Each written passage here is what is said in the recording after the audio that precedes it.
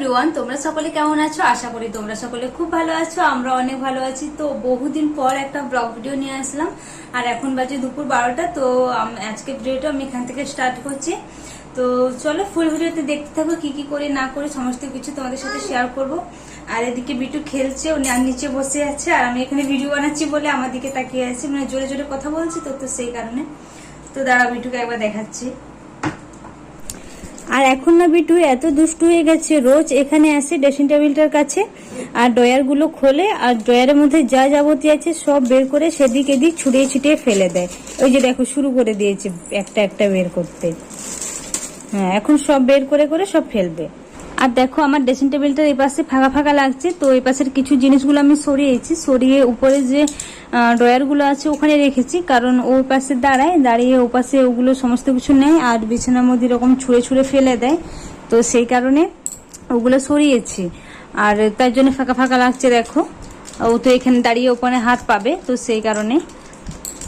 এই কি খাচ্ছ? ওইটা কি খাচ্ছ? কি খাচ্ছ? ওটা ওষুধ খাচ্ছ? হ্যাঁ, ওটা সে একটা জ্বরের বড়ি, ওইটা ধরেও খাচ্ছে। বিটু অনেকক্ষণ ধরে ঘরের মধ্যে খেলা করছিল, তো এখন আমরা এসছি বারান্দায়, এসে ফ্রিজটা মুছছি। আর দেখো ফ্রিজটা খুলতেই বিটু চলে এসছে ফ্রিজের কাছে। যতবার আমরা ফ্রিজ খুলি ততবার বিটু এসে এখানে দাঁড়িয়ে থাকে। ফ্রিজটা খুলে তো বেশ একটা ঠান্ডা লাগে, তো সেই কারণেই ফ্রিজ মোছা হয়ে গেছে। এখন এসছি বাইরে, যেখানে আমরা সবজি রাখি। ও বক্সটার মধ্যে একটু নোংরা হয়েছিল, যে সবজির খোসাগুলো পড়েছিল, তো সেইটাই আমি এখন ফেলতে এসছি বাইরে।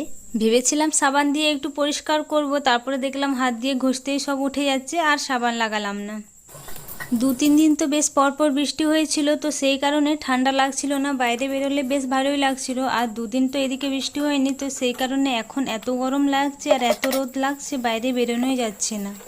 এখন মনে হচ্ছে 1-2 দিন পর পর যদি রোজ বৃষ্টি হতো তাহলে বেশ ভালোই লাগতো। আর এখন এসছি কলে। স্নান করার পর আমার যে জামা কাপড়গুলো ছিল ওইগুলো আমি সার্ফ জলের মধ্যে ডুবিয়ে রেখে দিয়ে গেছিলাম, এখন আমি ওগুলোকে ধুয়ে নিচ্ছি। স্নান করার আগে আমাদের কালকে যে বাসি জামা কাপড়গুলো ছিল ওইগুলো সমস্ত কিছু কেচেছি, আর স্নান করার পরেই আমি আমার জামা কাপড়গুলো সব কেচে দিই। কিন্তু আজকে আমার স্নান করা হয়ে গেছে, ওইদিকে বিটুও ঘুম থেকে উঠে পড়েছিল, তো সেই কারণে আমার আর কাচা হয়ে ওঠেনি। আর ঘুম থেকে ওঠার সাথে সাথে বিটুকে কোলে নিতে হবে, না হলে ও ভীষণ রাগ করে। আমার টুকিটাকি যা কাজ ছিল সমস্ত হয়ে গেছে, আর বিটুকেও খাইয়ে দিয়েছি দুপুরে ভাত। এখন আমি এসেছি রান্না করে, এখন আমিও ভাত খেয়ে নেব। আর হাজব্যান্ড সকালে আজকে ব্রেকফাস্টে কিছুই খায়নি, তো সেই কারণে ও স্নান করে একেবারে ওই 11টার দিক করে ও ভাত খেয়েছে। তো এখন দুপুরে ও ভাত খাবে না, তো সেই কারণে দুপুরে আজকে আমি একাই ভাত খাবো। আর আজকে আমাদের বেশি কিছু রান্না হয়নি, একটা ডাল হয়েছে আর 2টো মিক্স সবজি হয়েছে।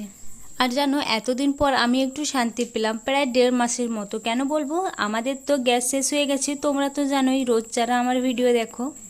আর গ্যাসটা না আমাদের বুকিংয়ে হচ্ছিল না, তো সেই কারণে বিটুর জন্য যা যাবতীয় রান্না সব আমাকে কাঠের উনুনেই বানাতে হয়েছিল, তো সেই কারণে বিটুকে খাবার দিতে একটু দেরি হচ্ছিল আমার। তো এই গ্যাসটা কিনে আনা হয়েছে। আর আগের যে আমাদের ওভেনটা ছিল ওইটা একটা ওভেন জ্বলতো, একটা জ্বলতো না, তো সেই কারণে। আর বাড়িতে একটা নতুন ওভেন ছিল এইটা, তো এটা বার করা হয়েছে, ওইটা রেখে দেওয়া হয়েছে। আর এখন বাজে 3টের মতো, এখন বিটুকে একটু খাইয়ে দিচ্ছি, মাখানা স্যারালেক্স করেছি। তো এখন দেখো বিটু খেতেই চাইছে না, যতবার বিটুকে খাওয়াচ্ছি ততবার ও সব বের করে দিচ্ছে মুখ থেকে। আর আমাদের ক্যামেরাটা বিটু দিদি ধরে আছে, তো সেই কারণে দেখো বিটু ভীষণ খুশি, ও হাসছে।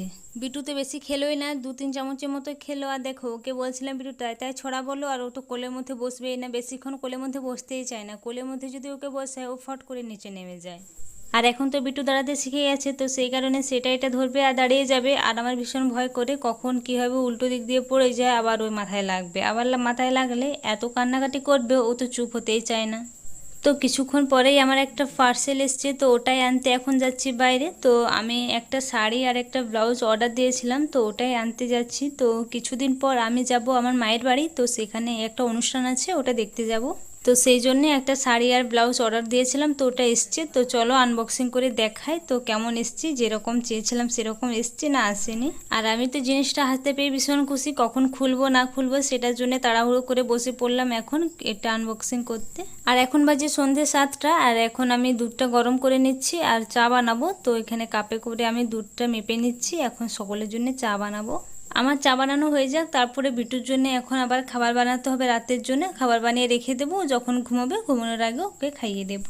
এইদিকে আমার চাটা ফুটে উঠেছে। এখন চাটা কাপের মধ্যে সব ঢেলে নেব, গিয়ে সকলকে দিয়ে আসবো। আর আমি তো চা খাই না, তো সেই কারণে দুধটা আগেই গরম করে রেখেছিলাম, দুধটা যাতে অল্প একটু ঠান্ডা হয়। আমি খাবো গরম দুধ, তার সাথে খাবো 2টো রুটি। আর তাহলে 2টো রুটি খেলে এখন রাতের বেলা বেশি ভাত খাবো না, অল্প পরিমাণে ভাত খাবো, তাহলেই হয়ে যাবে আমার। আমাদের সকলের খাওয়া হয়ে গেছে, এখন কাপগুলোকে সব ধুয়ে নিচ্ছে।